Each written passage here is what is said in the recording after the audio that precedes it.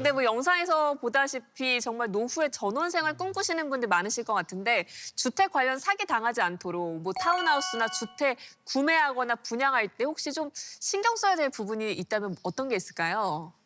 이제 아무래도 분양을 하게 되면은 이제 이게 제대로 처음에 만들어져서 제대로 우리가 이걸 그러니까 입주할 때까지 이 과정이 정말 제대로 지켜질 수 있는지, 그러니까 이제 시공사가 어느 정도 능력이 있는지, 그리고 시행사가 있다면 이걸 할 수 있는 정도의 자력이 있는지, 제일 중요한 거는 그 토지가 그럴 수 있는 허가가 나와 있는지.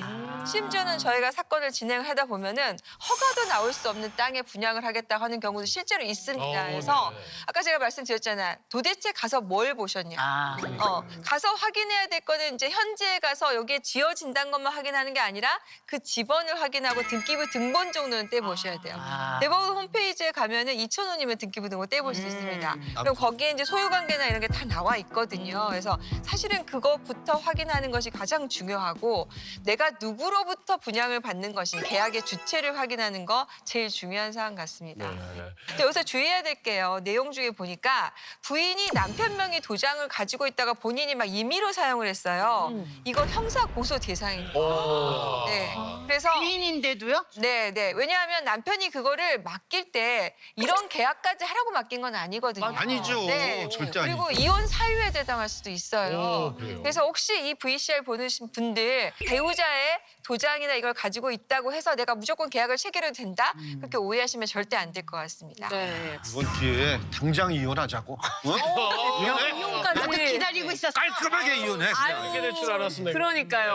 아무튼 무엇보다도요. 이제 전원혜 씨 같은 경우에는 사기를 당했는데 사기를 친 사람이 어렸을 적 같이 있었던 친한 친구란 말이에요. 맞아요. 이게 노후가 되면 될수록 이런 좀 이렇게 일이 비일비재하다.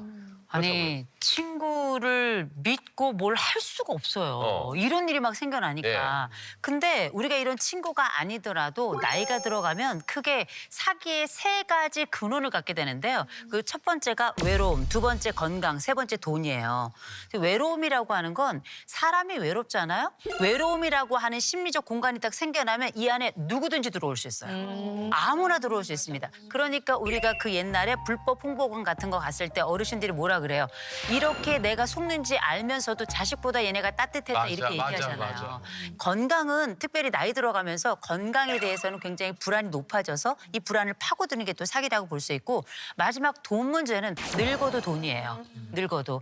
예를 들어서 어떤 뭐 생활비가 부족하다 아니면 앞으로 살 날이 막막하다 그럴 때 누군가 요거 조금만 하면 돈을 이만큼 벌더라.